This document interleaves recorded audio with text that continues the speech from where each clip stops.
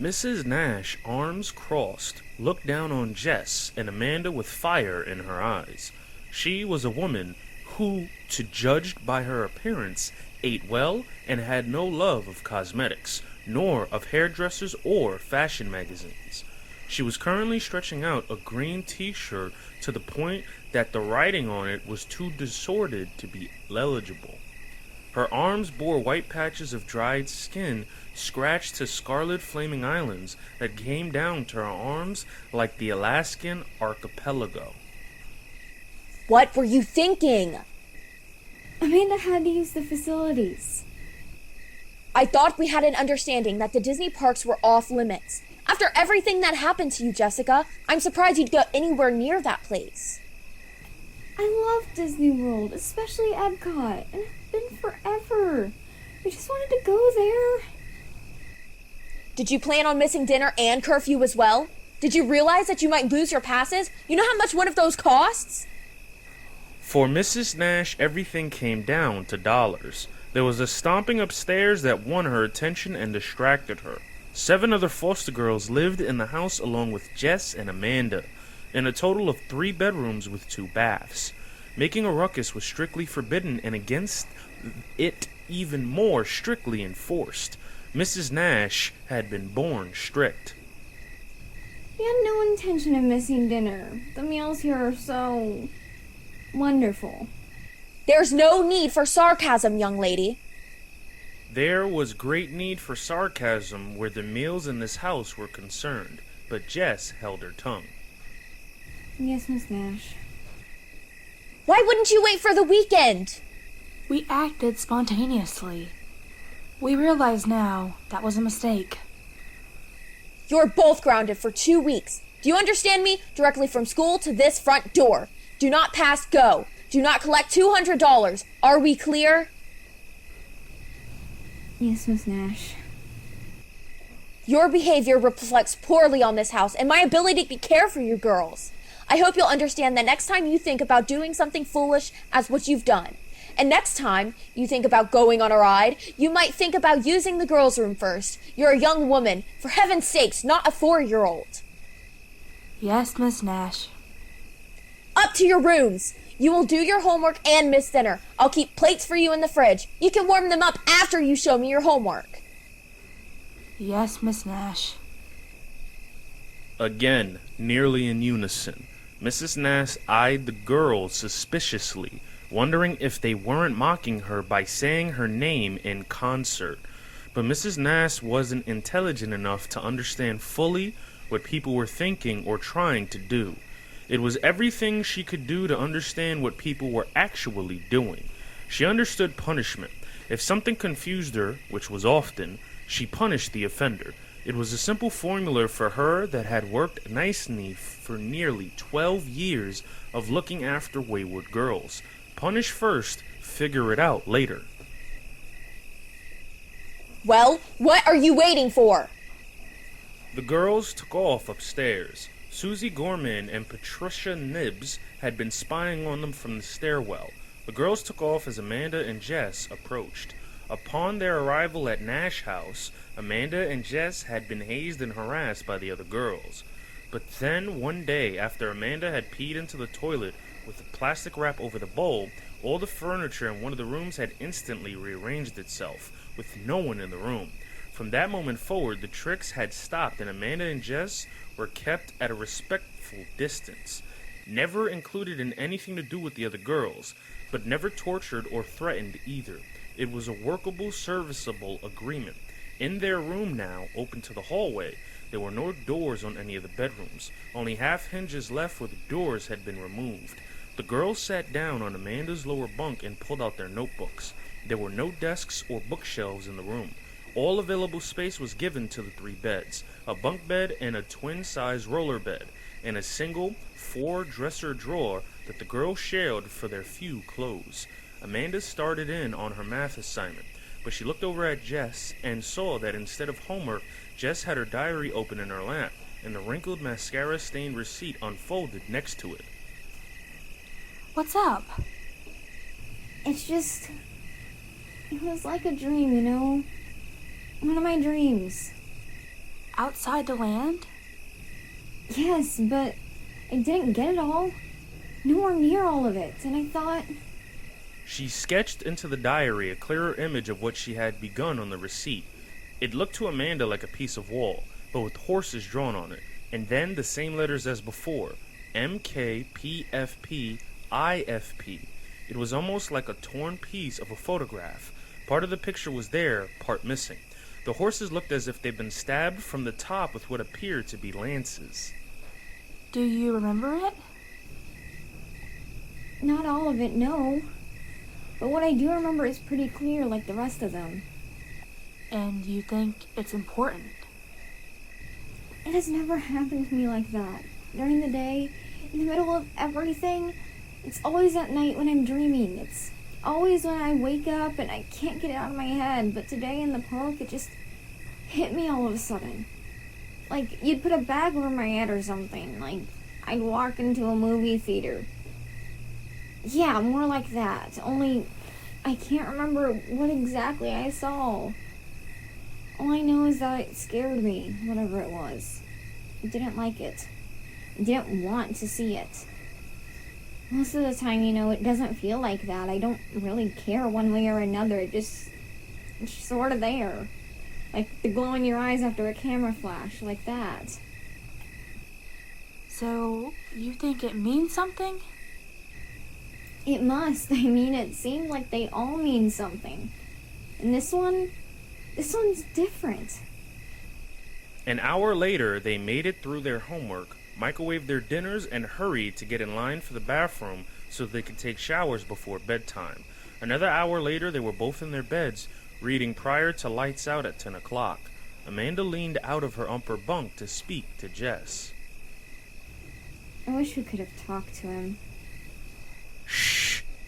Hissed Jeanne Puckett from the rollaway.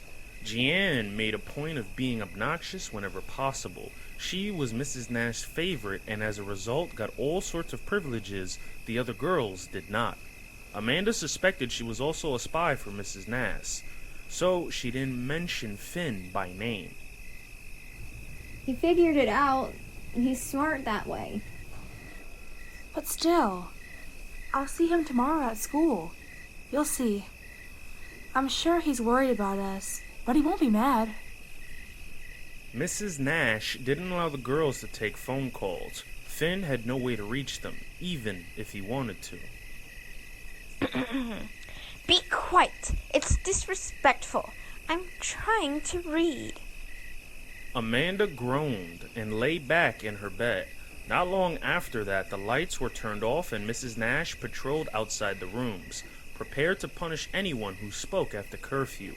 Amanda fell into a troubled but deep sleep, drawn down by what had been an exhausting afternoon. Sometime in the middle of the night, the bunk shook and Amanda felt herself torn from a strange dream that involved Finn in a boat in the middle of white water. She sat up to see an indistinct shadow cast on the wall, only to realize that the glow cast from the shadow was coming from a portable reading light in Jess's lower bunk. Amanda hung her head over the edge. Jess was sketching in her diary again. What are you doing? Go back to sleep. It's the middle of the night. I had a dream. That's the idea. That usually happens when we sleep. I was just in one myself. One of my dreams, the same as I had in the park today. The same one? Amanda tried to view Jess's diary dream upside down, but finally slithered off the top bunk and pushed Jess over and climbed into the bed with her. Is that who I think it is? I think it is. And what's that behind him? I don't know, but it was exactly the same as I saw this afternoon. Only this time I got the whole thing. The image she sketched was striking. Amanda felt tempted to point out how much of what she had drawn borrowed from this very room, for it appeared to be an older man sitting on the edge of a bunk bed with a string of gibberish written on the wall behind him. So, you dreamt this twice, exactly the same? This fit a pattern for Jess, and they both knew it. Her dreams that repeated eventually came true in the future. This had happened too many times for them to believe it had anything to do with a coincidence. It was a gift. Jess's gift, nothing less. And that's who I think it is. Wayne, it has to be. He knows your ability, about your dreams. You suppose he's trying to communicate with you? Who knows? She was adding a horse to the background behind Wayne. We've got to show this to Finn. Jess continued to shade the sketch by adding dark circles under Wayne's eyes. He looked haggard and much older than Amanda remembered. He's in trouble. I think we all are. If Finn had ridden his bike straight home, none of it would have ever happened. So in a way, Amanda was to blame, because she was the reason he walked his bike rather than riding. He'd had just been climbing onto his bike when she came running up to him, red-faced and out of breath. Oh, good. I thought I missed you. I'm right here. I have something to show you. Okay. He climbed off the bike. She reached into her backpack, slipped her hand inside, and then happened to look over her shoulder. Oh no. Lousy Lewinsky was coming toward them, flanked by Mike Horton and Eric Croutier. Smarter than Lewinsky by a long shot, both Mike and Eric wished they were as tough. They worked hard to act and look the part. Finn thought of them as pilot fish, the fish that swam with sharks and fed off the scraps that would spill out of the scavengers' mouths while they fed. Amanda was holding a small book. No, Finn realized, a journal or diary in her hand. You and me, we're gonna fight. You're kidding, right? Do I look like I'm kidding? That's original. When Lousy Lewinsky stood next to you, it was like putting your face into a laundry bin in the gym locker. He had a string of zits stretching away from his nose, several with hairs, like tiny antennas sticking out of them.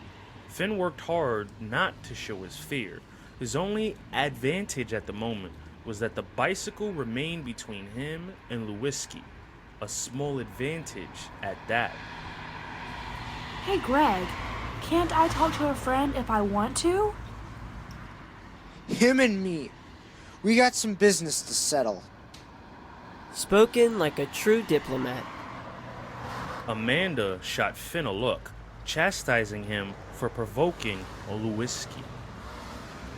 Why don't we take this off school grounds? Because if we take it off of school grounds, then you will feel free to beat me to a pulp. And something tells me I wouldn't like that. You got that right. So I think I'll stay put. You can run, but you can't. Don't even go there. Mike, you've got to get this guy a better speechwriter. Mike Horton bit back a smile, then lost it completely as Lewinsky looked his way. You gotta go home sometime.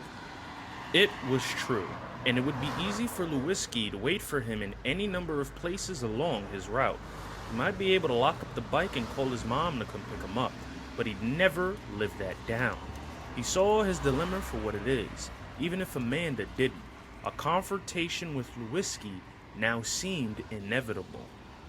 So, what do we got here?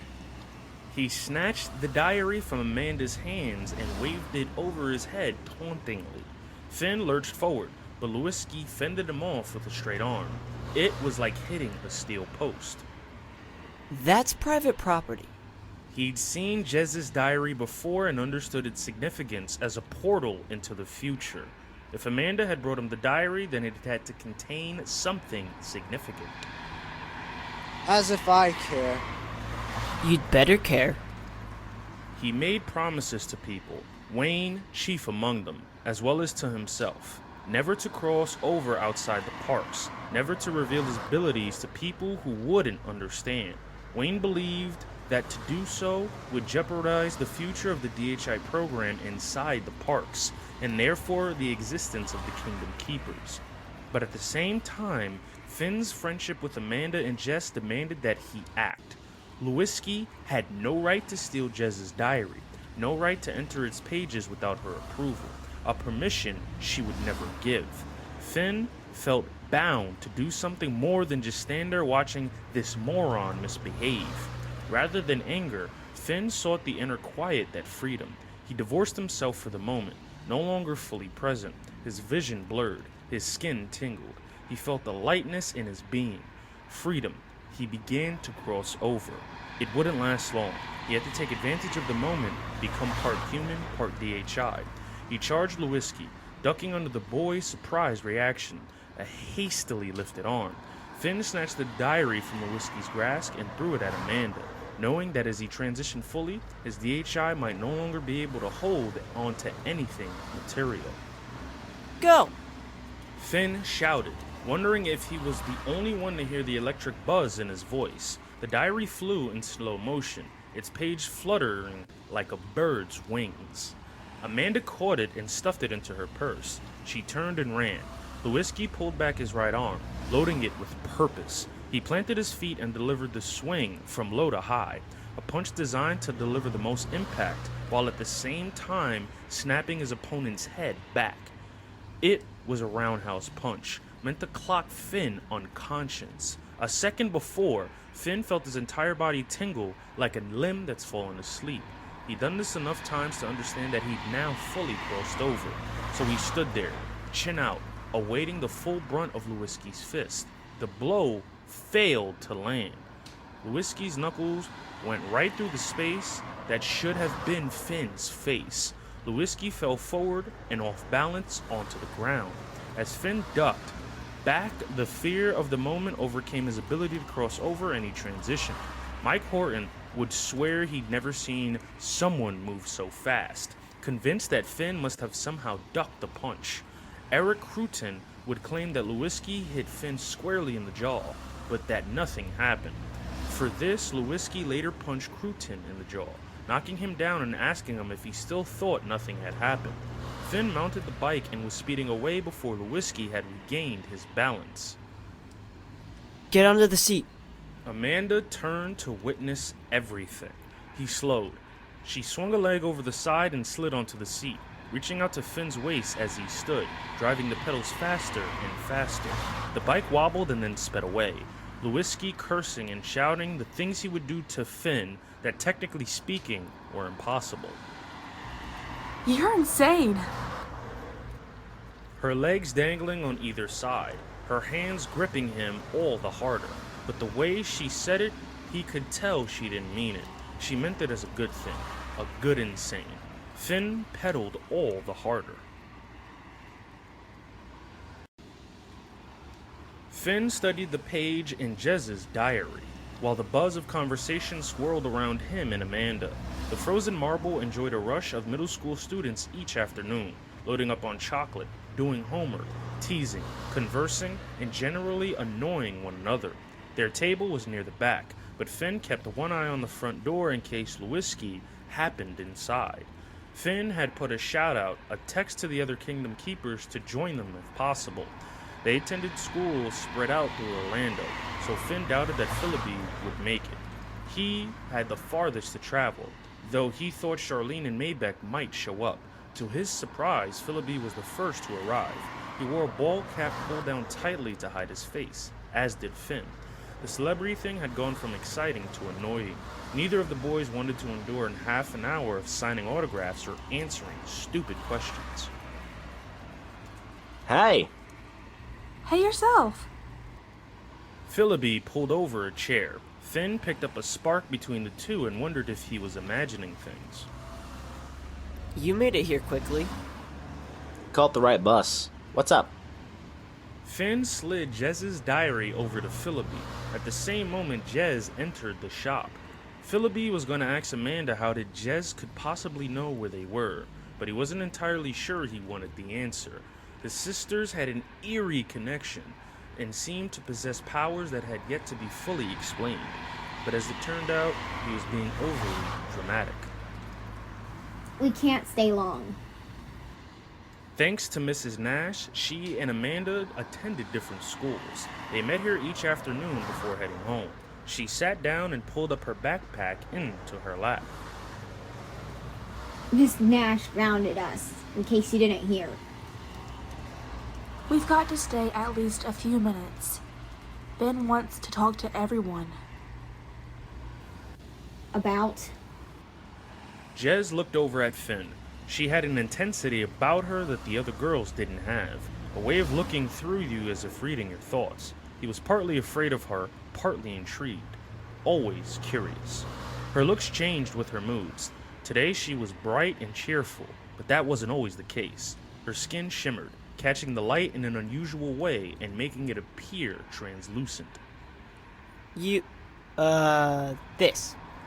He indicated the diary. Your encounter with security. Mention of that caused Philby's head to snap to attention. Philby's expertise was in all things technical. He was a computer nerd, electronics wizard, and an all-around techno geek. He also loved anything to do with security because security represented his chief nemesis. As Amanda was about to explain their escapade in Epcot, Maybeck, Charlene, and Willa all arrived together. Maybeck ordered a double scoop of vanilla mixed with peaches and almond crunch. That forced everyone else to order something. A few minutes later, the group sat in a circle around 2 cafe tables, wolfing down their orders. Amanda spoke between mouthfuls, detailing the events of their ordeal. Jess's spacing out in the first sketch she made. Jess then explained her nightmare and the sketch they all studied individually. It's Wayne. Has to be. I don't mean to be hard on anyone, but this drawing, he could be anywhere. We help him. All eyes fell on her. What? I mean, I get that you're a rally girl, the cheerleading and all that, right? But since when are you so eager to dive into action? I've changed. I'd say so. The stilts. Everything we did at Animal Kingdom. I can do things you guys can't. Gymnastics, for instance. No one's questioning your contributions. But I was. Look, I know that Disney hired me because of the way I look, okay? Miss Middle School USA. I get it. I fit whatever they were looking for in a DHI the same way Maybeck does. And all of us, really. But once this whole other thing got going, I had no idea what I was doing with all of you. You're smart, or creative, or able to figure stuff out, or daring, and where was I supposed to fit into that? But AK changed all that. I'm a jock. I can fold myself in half, or do the limbo, or walk on stilts, or climb a climbing wall. Maybe I can't climb as good as Philby, but I can still climb. I think I needed that. I needed to figure it out, whatever it is. And for me, it was athletics. So now I'm different, I guess. I'm kind of charged up about doing whatever it is we're doing. And right now, I think what we're doing is trying to rescue Wayne, right? I'm all over that. For a moment, no one said anything. It was as if someone had paused the DVD player. No movement. They all stared at Charlene. Alrighty then, so, how do we find Wayne? Check out his jacket. Maybeck took the diary out of Charlene's hands without asking. He leaned in close to the page. You're kidding me, right? It's a shield. Willa leaned over Maybeck's arm to look. It's an EC shield, an Epcot Center windbreaker. Old guys get cold. My grandpa shakes like a leaf when it dips below 80. Give me a break. That logo is so tiny. You can't see a thing. It could be anything. Finn passed Maybeck his phone. I went on eBay. Check out the black stripes on the arms. The image on the phone, an Epcot windbreaker for sale, matched what Jess had sketched earlier. You're dreaming. But he no longer sounded so sure of himself. The point is, we won't know until we find him, okay? And what about those horses? They could be a carousel. A carousel in a room? We have to start somewhere. Jess got, I don't know, a signal when she was at Epcot. Then she got more last night in the dream. It's some gibberish on a wall, some horses, and an old guy in a chair. It's a place to start. We have to start somewhere, right? We wasted enough time in the Magic Kingdom these past couple weeks. What's wrong with trying Epcot? But our tickets, our passes, were pulled. Every girl in Miss Nash's house was given a year's pass for free. But they took ours, and it's not like we can afford to buy tickets. Which is why I'm going to suggest something radical. I've thought about this a lot, so before you go shooting it down, at least think about it a minute, okay? Give it a chance. That's some setup.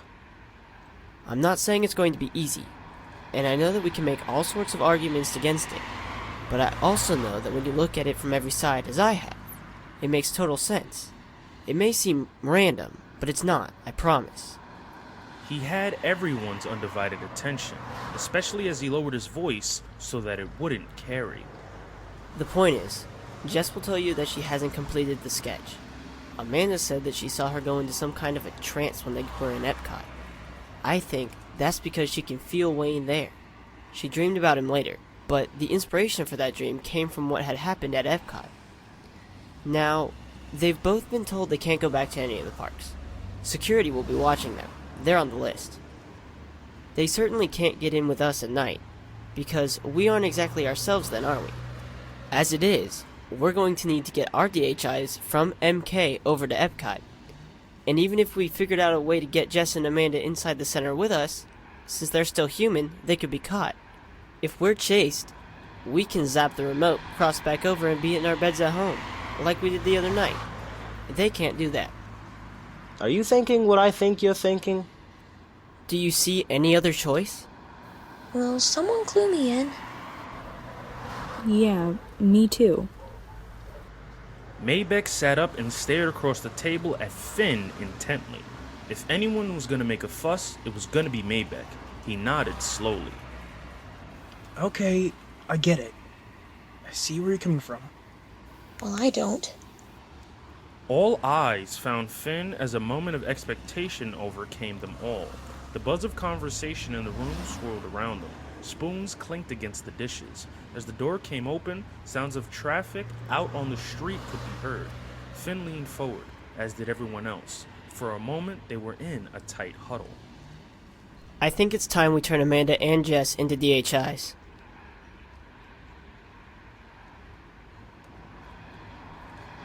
The Magic Kingdom closed at 9 o'clock that night. Finn went to bed at 9:15.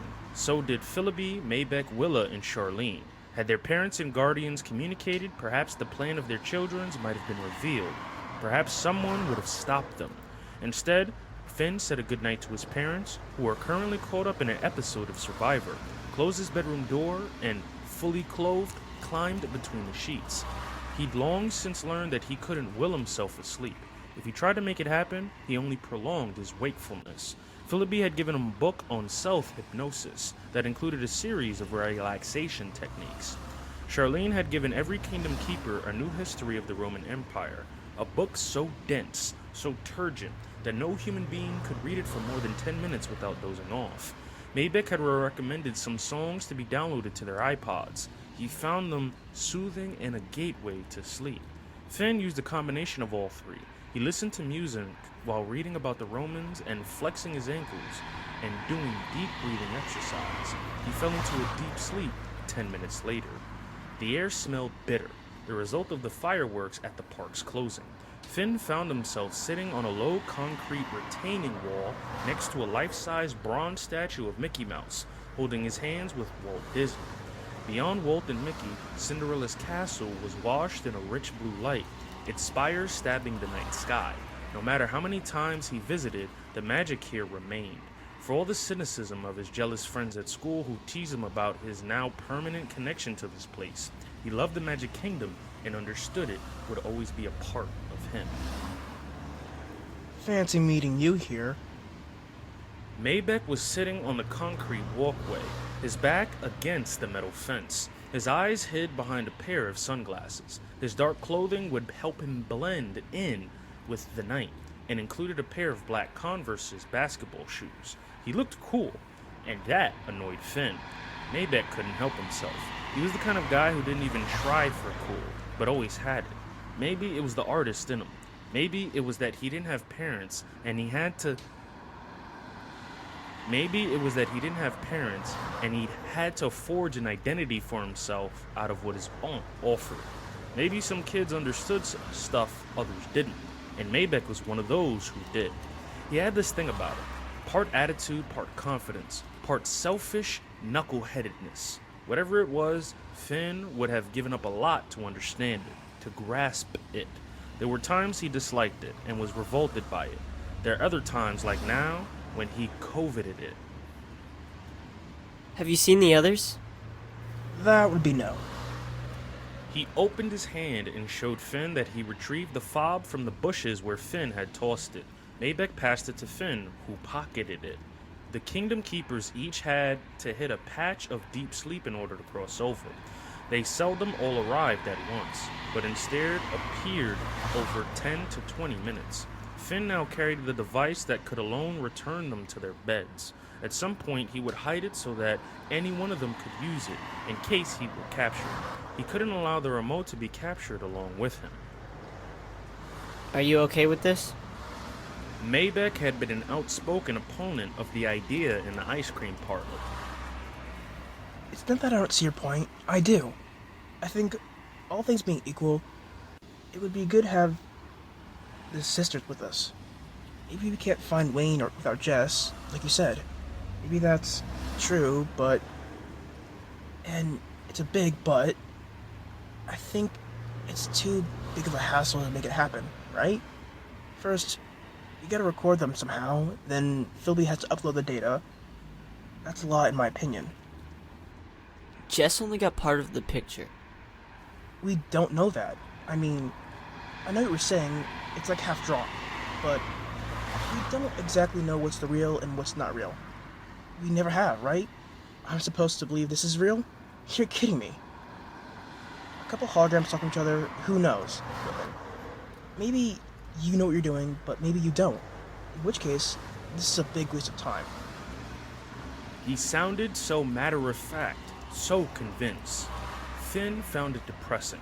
He looked around, hoping someone else, anyone, had arrived. The place was empty. We voted. He didn't want Maybeck thinking he'd forced this on them. Yeah, and I was the minority. Imagine that. You're mad about it. Not true. Chill. I'm along for the ride, dude. Baba, black sheep, that's me. I'm going along with you. Why do you do that? Do what? You know. Point out that we're different? Make a big deal out of it. It's me, women. It's like Philby in his brain or Charlene being hot. I'm not saying that makes me special, but I'm different from the rest of you, and I'm not gonna dance around it as if there is. I'm African American. So what, right? There's good parts of it and bad parts of that. But I'm not gonna pretend that I'm white, and I'm not gonna talk to you just to make you feel comfortable. I'll tell you something. I don't think of you as African American. I don't even see that part of you anymore. Maybe I'm supposed to, maybe it's disrespectful not to, but I just see you as Maybeck. Listen, there are kids at school. You know who I'm talking about. They try to be cool, they make a big deal about listening to rap, wear the lowriders, talk ghetto talk. I hate that kind of stuff. They want to act like they're something special, but then there's you calling yourself a black sheep and making these little jabs and reminders like I owe you something for who you are, what you are. And I don't get that. I just end up not knowing which is the real you. So, how am I cool? Shut up. ultra cool, smoking cool, or plain old cool? Uncool. Did you mishear me? I heard you, okay, Whitman. Philby arrived. He was lying down on the grass behind Maybeck. He spoke as if they were already in mid-conversation. It's a cryptogram. He held a piece of paper in his hand. He waved it as he sat up. The edges of his image were sparking. Finn was having the same problem, a strange static coming off of him. What is? The letters behind Wayne's head are a cryptogram. Is that supposed to be some sort of hypnosis? A code. A letter code. Exactly. It's like spy stuff. Tricky to solve stuff used by the CIA and people like that. How tricky? No, seriously harsh. And because it's Wayne, I'm thinking it'll be tough toenails. But if it's for real, if it really is Wayne, and he somehow knew Jess would dream it, and I know you believe that, Finn, but I'm not sure I do, then he'd make it solvable. At least I think he would. He'd know I'm on it. And he'd know I'd Google it and find sites that could help decipher it.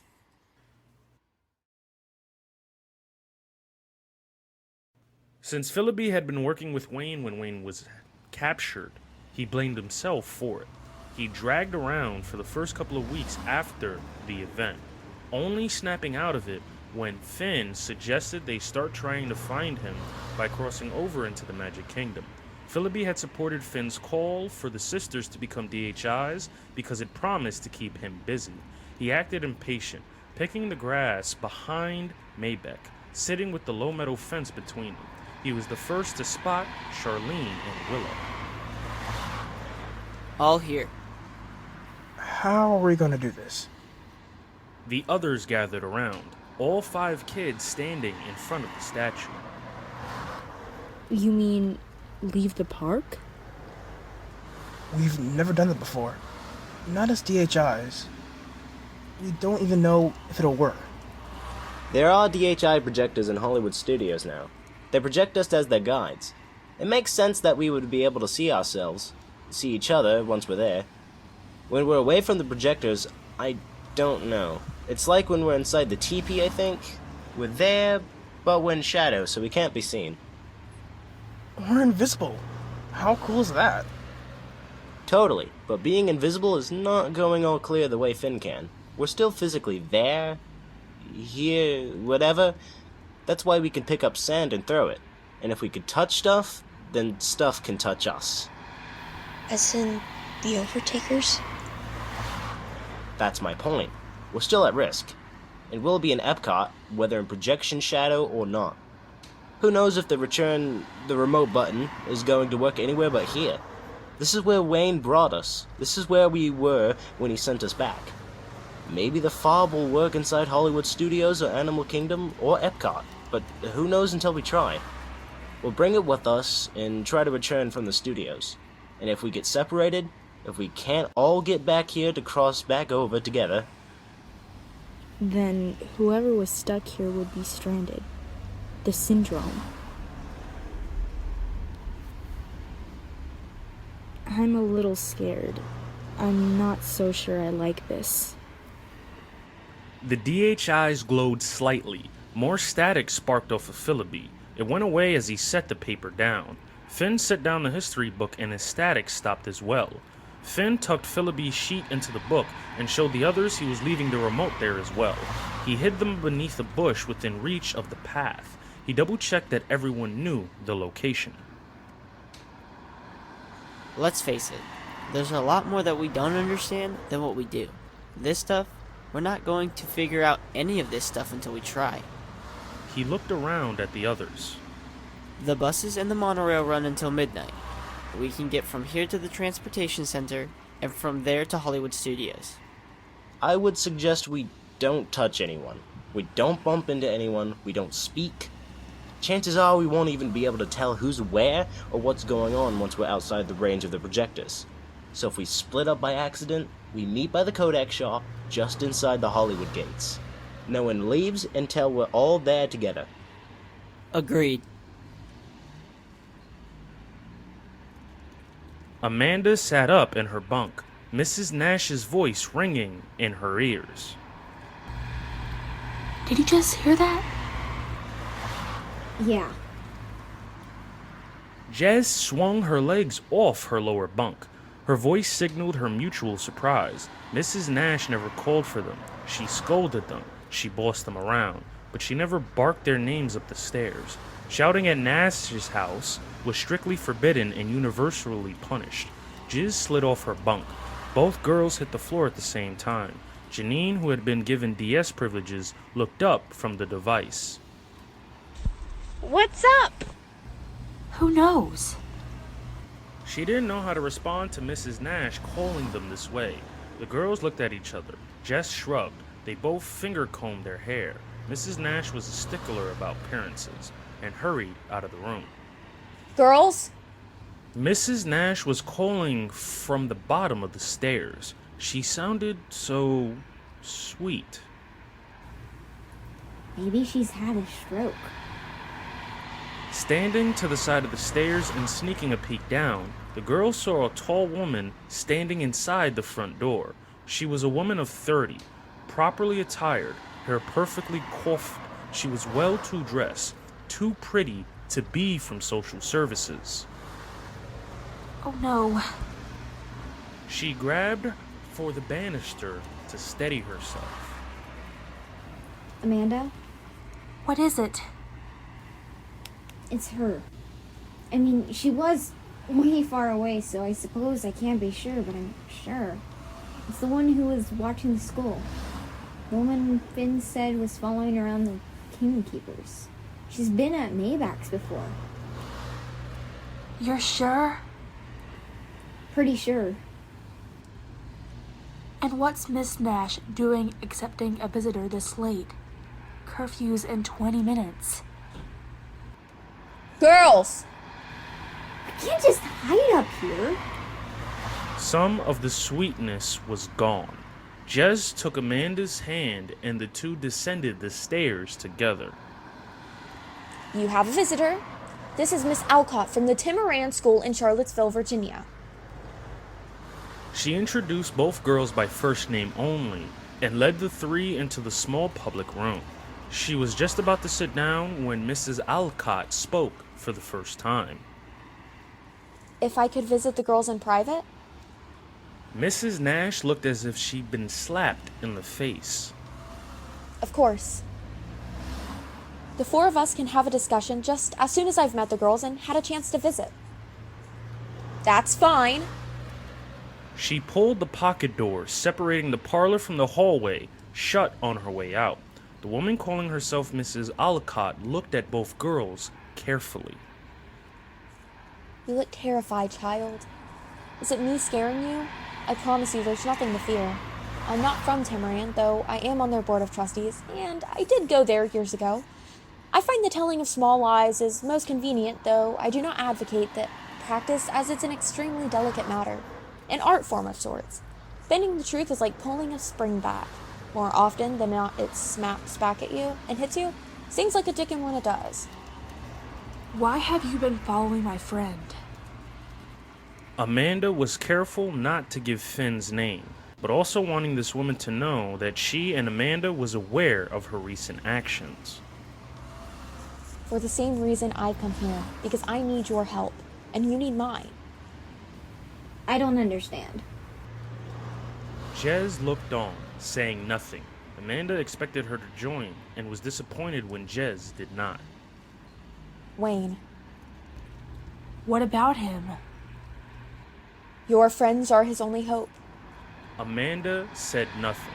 She had no way of knowing if this woman was an overtaker posing as a friend, or an honest friend of Wayne's desperate to find him. The Kingdom Keepers.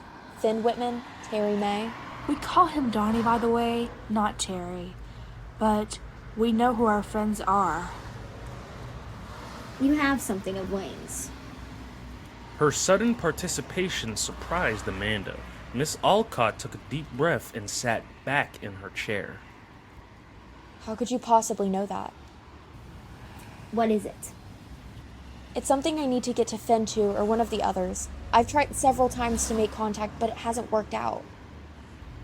You've been stalking them. I'm an adult. You all are not. That makes things difficult sometimes.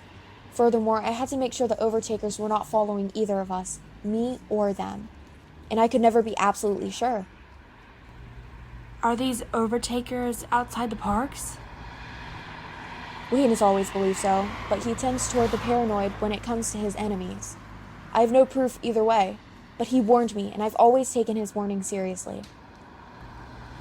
You've known him a long time. You might say that. I'm his daughter, Wanda. Get it? Like Mickey's wand. Aha! What is it? This thing you've brought? My father has a very active imagination. It's why he's been such a successful engineer. That includes, well, I don't know how to put this exactly, but he can see things, or he thinks he can. He claims it's an extension of his imagination. Most of the times it's little things. He'll mention someone's names, and within a matter of minutes, that person calls him. I've seen that happen a lot with him. Or he'll know 5 minutes before it happens that all the lights are going to go out, that there's going to be a power failure. It's not that he talks about these things, but he'll go get a flashlight out of the garage, and right then, all of the power goes out. That sort of thing. As a child, I always considered these things coincidences. As I grew older, I saw them more for what they were. Prescient moments and prescient meaning. We know all about prescience. Knowing beforehand, it's a gift. Or a curse. Yes, I suppose, though for my father, a definite gift. He would do things like pull over to the side of the road without explanation. A minute later, a car would come zooming down the wrong lane, headed on at all the traffic. That kind of thing. Quirky things. You still haven't told us what he gave you. I didn't say he gave it to me. I merely told you that I had something of his. Jess has a similar gift to your father's. I'd like to see it. Please. Of course, I have no problem with that. Wanda reached into her purse. He made this the day before all the craziness at the Animal Kingdom. The day before he disappeared. He kept everything about your friends private until then. I hadn't heard anything about it, but we spoke that day. He called me, not the other way around, which was the far more common occurrence. He told me in detail about the overtakers, about Finn, Maybeck, and the others, you two included. He'd not done that before, and I knew just him talking about it meant there was a significance. I'm now in the belief that he might have foreseen his being captured. That he called me because of this. He was laying the groundwork down for your friends to save him, or at least to save the parks if it came to that. She withdrew the item from her purse, opening her palm to reveal a small white cube made of tying paper. There were symbols written and drawn on the 6 cubes' surfaces. Jess picked it up and studied it, spinning it and taking in the various images. She closed her eyes and opened them and looked over at Amanda. She shook her head slightly. She hadn't immediately flashed on anything to do with the box. We can get it to Finn. Oh yes, could you please, as soon as possible? Tomorrow. I'll see him tomorrow. I can help your friends. I want to help. We can show the box to Philby. He's smart. He might know what it means. I looked up each symbol on the internet. They were all easy enough to find, but none of it added up. And who can tell what order they're supposed to be in without the order, the message, if there even is a message? It keeps changing. But he didn't intend it for me, did he? I don't think so. I think it was for your friends. I think that's what he was trying to tell me on the phone call without actually saying it. He's always convinced that the overtakers were listening and watching. I think some of that rubbed onto me, which is actually what made contacting Finn or Maybeck so difficult for me. But then it occurred to me talking to you. They'll believe you more than me anyway. We'll make sure they get it. I want to help. There are any numbers of ways I can help your friends. Access to the parks, research materials. I'm very close to my father. I know much, much more than I probably should. About the parks, the overtakers, Maleficent, even Chernobog. I'm not claiming it to be useful as my father. There's only one Wayne. But he called me for a reason that day, and I think the reason was for me to be involved in his rescue. I'm not saying I can take his place, but I want to help. We'll tell them that you told us. I want to leave you my phone number. Wanda scribbled out a number and offered it first toward Jess, then passing it to Amanda as Jess's concentration remained fixed on the paper cube she held. Day or night, doesn't matter. Please call. Okay. I have access to all of my father's things. His notebooks, keys, computer. There are any number of ways I can help. We have to come up with something believable for Miss Nash. Mention of the woman's name snapped Jess out of her trance. Yes, there is that. I can take care of it. We're recruiting you as boarding students. I'll have the school mail you some brochures and applications as a kind of follow-up. I'll call you. I can make it convincing. I promise. I can be very convincing. So can your small lies. Amanda still didn't know if she could trust this woman. She might not have anything to do with Wayne whatsoever.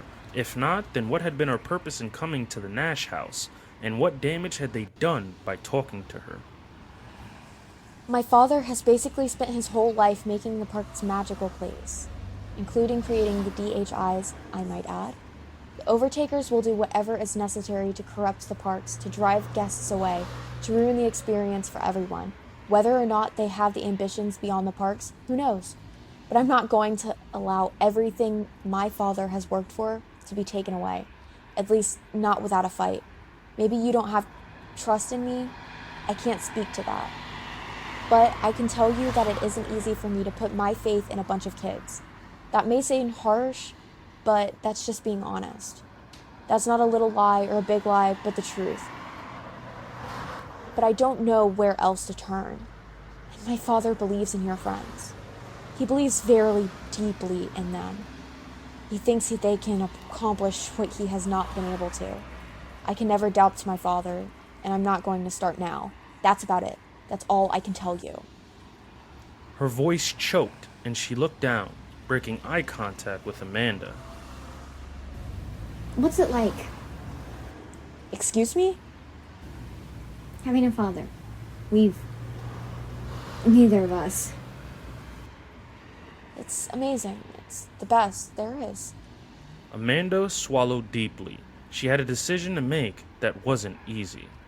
Wanda pursed her lips. Her eyes welled with tears. Thank you. Thank you for trusting me. You won't be sorry, I promise.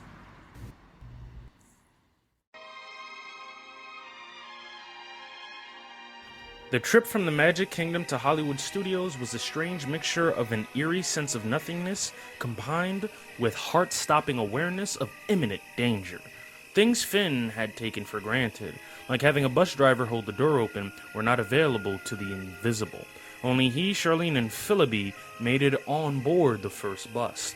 Willa and Maybeck were left behind as the driver, seeing no one, shut the bus door, closing them out. For the 15-minute ride to the transportation center, Finn hadn't been sure which one of them had made it on with him. Once at the center, he tried talking, only to discover that he had no voice. Sound, it turned out, was part of the projection process. Until he reached Hollywood Studios, he was not only invisible, but wholly alone, in a way he'd never experienced before. It was a condition, a state he found unsettling and frightful. No one heard him, no one felt his presence. It was as if I didn't exist, he told Charlene once they were both through the turnstiles. Entering the studios had been tricky. He had no idea when or even if the projectors would pick up and start displaying his DHIs. To complicate matters, he spotted 2 watchmen. They might allow characters their freedom, as Wayne had told him, but they wouldn't appreciate kids running around. He timed his entry until a guard passed. He made a run for it, straight up the street toward the Kodak shop. 1 second he was invisible, the next a glowing blur of colorful light. He could see his arms and legs. As it turned out, Charlene was right behind him. The two sprinted up the empty street together, their attention on the back of the guard who just passed. You! A different guard, one neither of them had seen. He and Charlene skidded to a stop. Do as I do.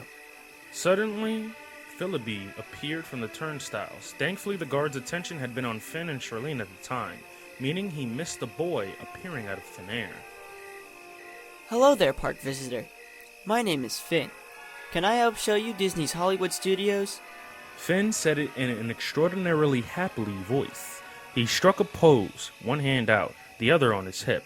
Charlene caught on. Like Finn, she had little difficulty recalling the line she had once said repeatedly during the DHI recording sessions. Hello there, park visitor. I'm Charlene, a Disney Host Interactive. I'm sorry, but I'm not able to read your identification pin. Please recite the guest number on your Disney Pass, and I'd be happy to show you around. The guard reached out. His hand swiped right through Finn, accompanied by an electric buzzing. Dang.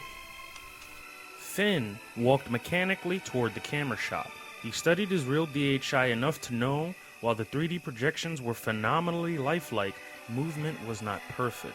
When walking slowly, the DHIs tended to have stiff knees. When running fast, they blurred. A few minutes later, all 5 DHIs collected outside the Kodak shop. The guard had moved on from Finn, eyeballing Maybeck and Willa as they arrived late. Finn didn't feel like pushing his luck. Hey Tim, it's Tanner. Can you check? We are experiencing a DHI server malfunction. Please stand by. Tanner? Tanner? Yeah, I'm here. For some reason, those host things didn't shut down properly. You better ask tech services to look into it. I got 3 of them out here talking to me. Talking to you? Offering to show me around the studios. Okay, I'm on it. I'm sorry you won't be joining me today. Maybe another time. Advanced reservations can be made through the dining hotline. Do you have any more questions? That would be no. Have a star-filled day at Disney's Hollywood Studios. He and Charlene took off up the street, mapping out a route in his head to the sound stages. Split up into groups and meet over at Soundstage B in 10 minutes. If you're stopped by a guard, stick to the scripts we recorded for our DHIs. Speak for yourself.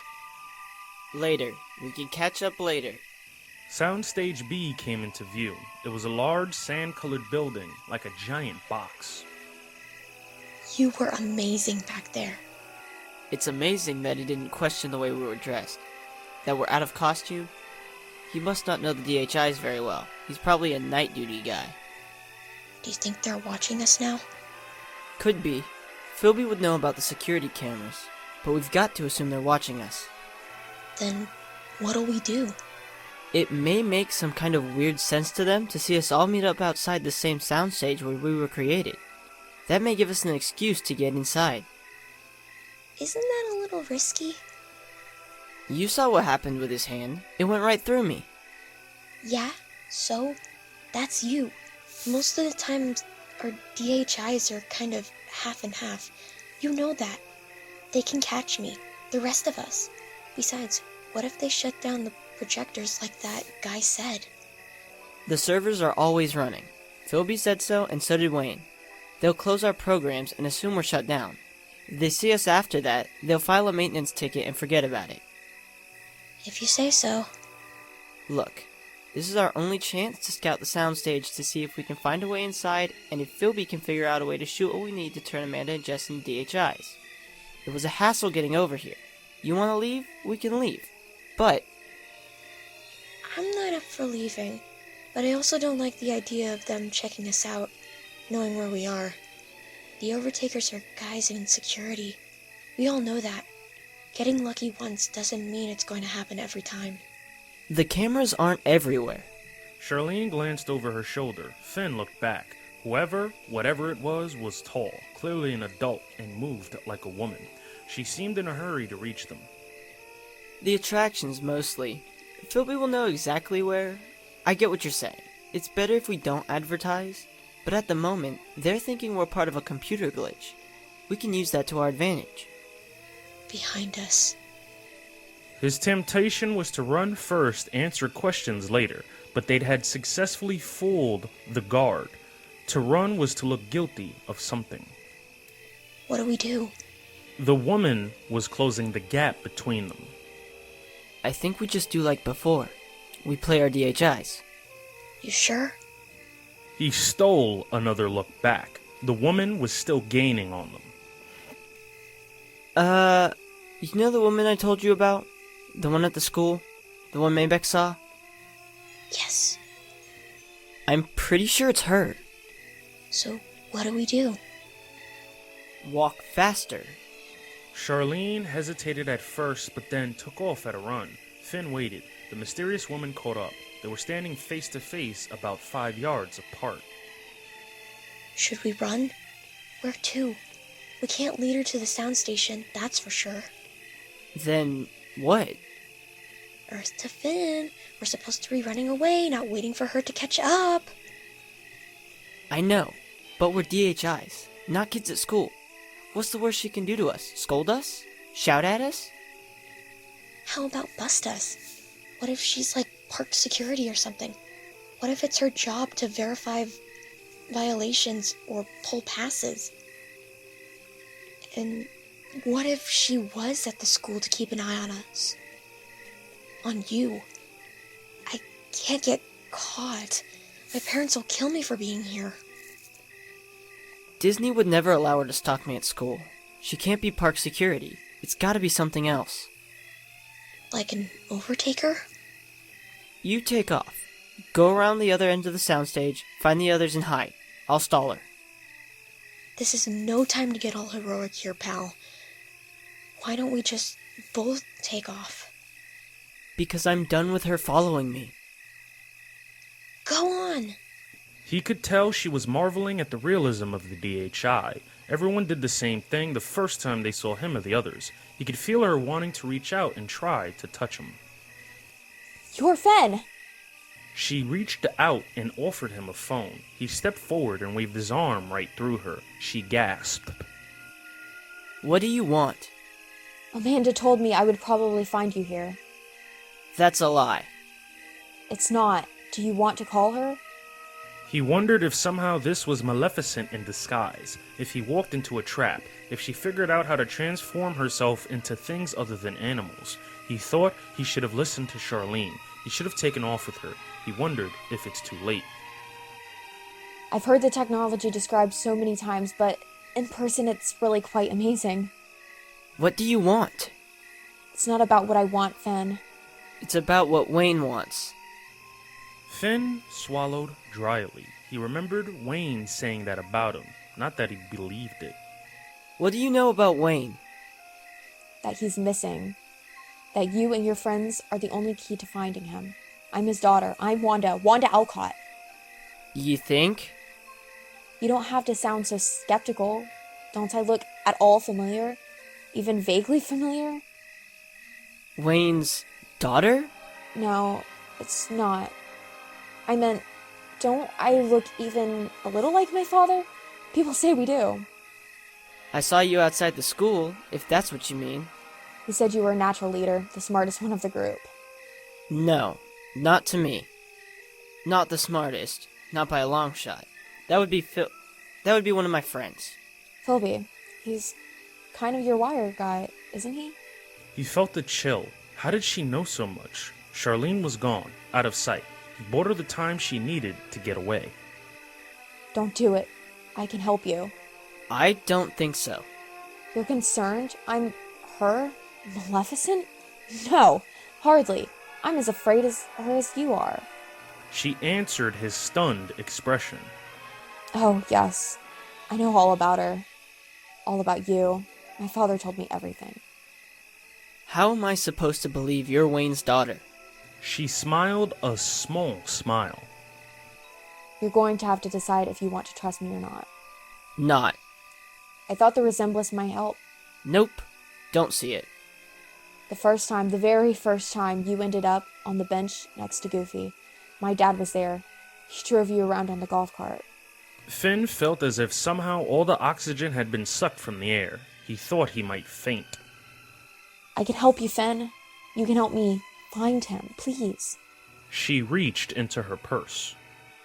I showed this to Jessica earlier tonight. We agreed that you and Philby should see it. I don't believe you. That was a lie. He did believe her. He just didn't want to. Her hand came out of the purse and opened. She had resting in her palm the small white paper box she showed to Amanda and Jess.